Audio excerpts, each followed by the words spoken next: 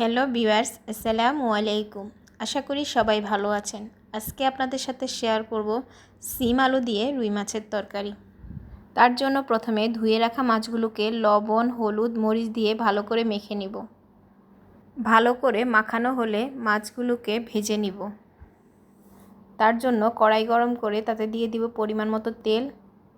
তেল গরম হলে তাতে দিয়ে দিব মেখে রাখা মাছগুলোকে এপিট ওপিট করে হালকা ভেজে নেব। রুই মাছ ছাড়াও যে কোনো ধরনের বড় মাছ বা তেলাপিয়া মাছ দিয়েও এই তরকারি রান্না করা যাবে। মাছগুলি ভাজা হলে এখন কড়াইতে দিয়ে দিব ভেজে রাখা মাছের তেলগুলো। দিয়ে দিব 2টা মাঝারি সাইজের পেঁয়াজ কুচি।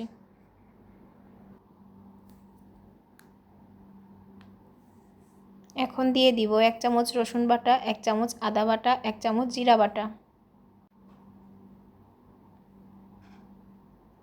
দিয়ে দিব 1 চামচ হলুদ গুঁড়ো, 1 চামচ মরিচ গুঁড়ো। মশলাটাকে ভালো করে কষিয়ে নিব। দিয়ে দিব কেটে ধুয়ে রাখা বড় সাইজের একটা আলু। দিয়ে দিব 500 গ্রাম সিম।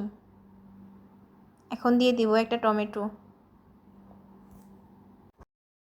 সবজিগুলোকে মশলার সাথে ভালো করে কষিয়ে নিব।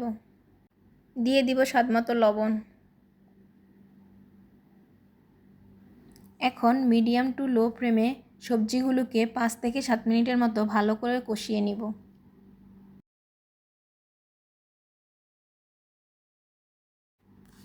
কষানো হলে দিয়ে দিব ভেজে রাখা মাছগুলো। মাছগুলো দিয়ে 1-2 মিনিটের মতো ভালো করে কষিয়ে দিয়ে দিব ঝোলের জন্য পানি।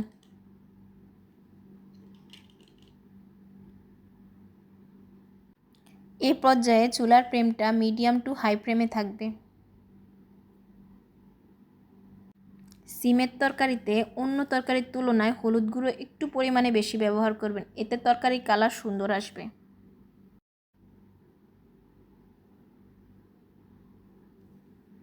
আমার তরকারি প্রায় শেষের দিকে। ধনেপাতা কুচি দিয়ে নামিয়ে নিলে রেডি সিম আলু দিয়ে রুই মাছের তরকারি।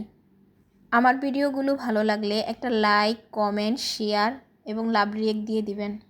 যারা ইউটিউব থেকে দেখছেন তারা চ্যানেলটা সাবস্ক্রাইব করে দিবেন। যারা পেজ এবং টিকটক থেকে দেখছেন তারা ফলো দিয়ে দিবেন। ভালো থাকবেন। আসসালামু আলাইকুম।